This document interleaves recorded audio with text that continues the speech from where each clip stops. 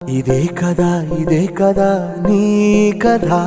ముగింపులేనిదై సదా సాగదా నీ కంటి రెప్పలంచున మనస్సు నిండి పొంగిన ఓ నీటి బిందువే కదా నువ్వెతుకుతున్న సంపద ఒక్కొక్క జ్ఞాపకానికి 100 ఏళ్ల ఆయువుందిగా ఇంకెన్ని ముందు వేచనో అవన్నీ వెతుకుతూ పదా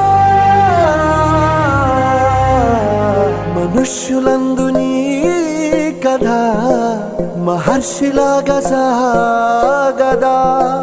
మనుష్యులందు నీ కథ మహర్షిలాగా సాగదా